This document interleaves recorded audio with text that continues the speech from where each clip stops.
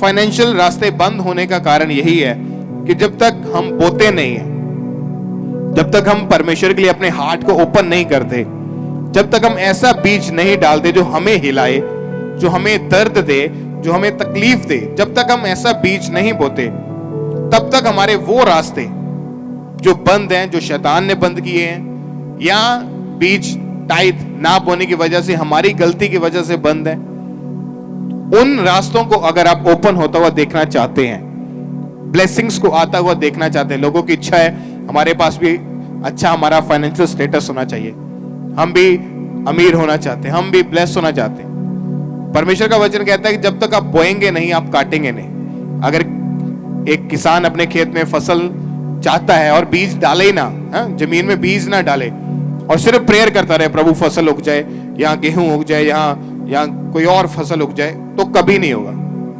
वो एक गलती में रहेगा, उसका दिमाग एक बस भुलेखे में रहेगा, उसको समझ नहीं आएगी, और वो कभी सारी उम्र वो ऐसे बैठा रहेगा। अच्छी प्रॉपर्टी, अच्छी जमीन होने के बावजूद भी फसल उसके पास नहीं होगी। उसका कारण क्या है कि जब तक हम बीज नहीं बोएंगे, जब तक हम बोएंगे नहीं, हम काटेंगे नहीं।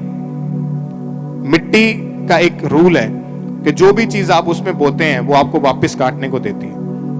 कोई भी बीज आप डालते हैं, कोई भी फसल का, कोई भी सब्जी का, किसी भी चीज का ऐसे बीज डालते हैं तो वो आपको बढ़ा कर देती है। हमारा शरीर जो मिट्टी से परमेश्वर ने तैयार किया, अगर हम अपने शरीर को परमेश्वर के लिए सौंपते हैं, अपनी इच्छाओं को छोड़ते हैं, अपनी अपनी अभिलाषाओं को छोड़ते हैं, तो परमेश्वर हमें फिजिकली, हमें स्पिरिचुअली, हमें मेंटली, हमें फाइनेंशियली ब्लेस करता है। उसी तरह से अगर आप अपने फाइनेंस को बढ़ता हुआ देखना चाहते हैं और उन कर्ज को जो सालों से आपको फॉलो करते आ रहे हैं, उन श्रापों को अगर आप टूटता हुआ देखना चाहते हैं, तो आपको बोने की जरूरत है। लिखा है जो कोई जितना बोता है वो उतना काटता है। अगर हम बोएंगे नहीं तो काटेंगे नहीं। फिर लोग यही कहेंगे कि ये तो 10 साल से मसीह में है, अभी भी ये गरीब है, तो उसमें परमेश्वर की गलती नहीं है। लोग ये कहेंगे ये तो चर्च जाता है, ये तो यीशु मसीह को मानता है, अभी तक इसके लाइफ में ब्लेसिंग क्यों नहीं है, अभी तक इसके लाइफ में ये चीजें क्यों नहीं आई है। उनको नहीं पता कि वो हमारी ही कुछ गलतियों के कारण हम उन चीजों को परमेश्वर से नहीं ले पाते जो परमेश्वर ने हमारे लिए रखी है, जो ठहराई हुई है। हालेलुया। शैतान कभी नहीं चाहेगा कि आप अमीर हो जाएं। शैतान कभी नहीं चाहेगा कि आप फाइनेंशियली ब्लेस हो जाएं।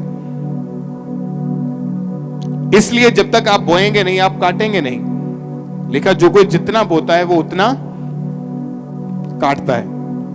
आपका बोया गया बीज कभी व्यर्थ नहीं जाता। लिखा जब बीज बोने वाला बीज बोने निकला, जब उसने बीज गिराया तो कुछ मार्ग के किनारे, कुछ झाड़ियों में, कुछ पथरीली जमीन में, कुछ अच्छी भूमि में भी गिरा। जो पहले 3 जगह पे बीज गिरा उसका कोई रिजल्ट नहीं है। अगर रिजल्ट आया तो वो थोड़े टाइम का था। लेकिन जो अच्छी जमीन के ऊपर बोया गया, अच्छी जमीन क्या है? बाइबल के अनुसार अच्छी जमीन वो है परमेश्वर का भवन। कि आपको पता है कि हम किस जगह के ऊपर बो रहे हैं, हम किन कामों के लिए आप बो रहे हैं। अगर आप अपनी नजर को घुमाए चारों तरफ का, आपको साफ पता चल जाएगा कि आपका बोया गया बीज कौन कौन से कामों में इस्तेमाल किया जा रहा है। ये भवन जो परमेश्वर की दया से बन रहा है, परमेश्वर ने अपने लोगों को खड़ा किया है, सपोर्टर्स को खड़ा किया है जो अपने सीड को बो रहे हैं। इतनी ब्रांचेस ओपन हो रही हैं, इंटरनेशनल ब्रांचेस हैं, इंडियन ब्रांचेस हैं। सुसमाचार का काम होता है, टीवी मिनिस्ट्री के द्वारा सुसमाचार का प्रचार होता है। लोगों को घरों घरों में जाके इंडिविजुअली प्रीच किया जाता है। बाइबल में लिखा है जब तक प्रचारक भेजा नहीं जाएगा तो लोग क्यों सुनेंगे, कैसे सुनेंगे? जब तक भेजा ही नहीं जाएगा।